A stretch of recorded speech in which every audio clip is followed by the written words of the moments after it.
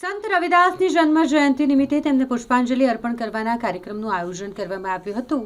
બકરાવાડી ખાતે સંત શિરોમણી રોહિદાસ મહારાજ સ્થાપના સમિતિ દ્વારા વિશેષ પુષ્પાંજલિ કાર્યક્રમ યોજવામાં આવ્યો હતો। તેમને નમન કરી સમાજના અને દરેક વ્યક્તિના ઉદ્ધાર અને એકબીજા વચ્ચે પ્રેમ વધે તે માટે પ્રાર્થના કરી। સંત રવિદાસજી ખૂબ જ ધાર્મિક સ્વભાવના હતા। તેઓ ભક્તિકાલીન સંત અને મહાન સમાજ સુધારક હતા। તેમની જન્મ જયંતિ નિમિત્તે શોભાયાત્રાનું આયોજન હતું।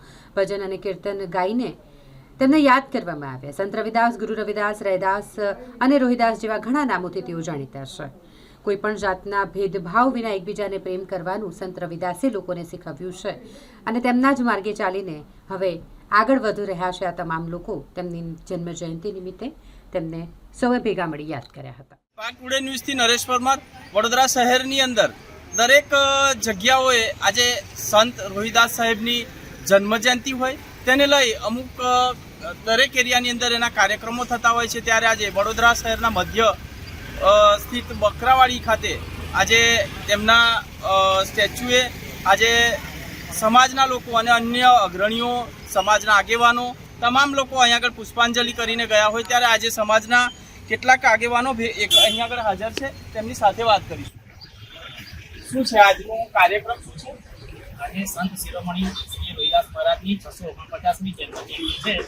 તેના ઉપક્રમે આજે સવારે એમને પુષ્પાંજલિ અર્પણ કરી અને આજે સાંજે 5 વાગે અમે અહીંયા અલ્પાહાર એટલે કે નાસ્તાનો પ્રોગ્રામ કરવાના છે અને હમણાં ત્યાં 5 ભૂલકાઓ છે એ લોકો અમારા સંત શિરોમણી શ્રી રોહિદાસ મહારાજ જે અમારા ગુરુ મહારાજ છે એ એમના જીવન ચરિત્ર વિશે ઝલક પ્રસ્તુતિ કરશે અને સૌ ત્યારબાદ અલ્પાહારનો લાવો લેશે।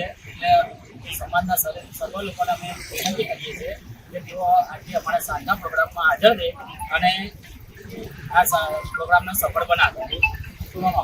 મારું નામ મસ્તક પરમાર અને હેલો આ પ્રોગ્રામ આજે સંત રોહિદાસ મહારાજની મૂર્તિ છે એને રોહિદાસ મૂર્તિ સ્થાપના સમિતિ તરફથી કરવામાં આવેલ છે।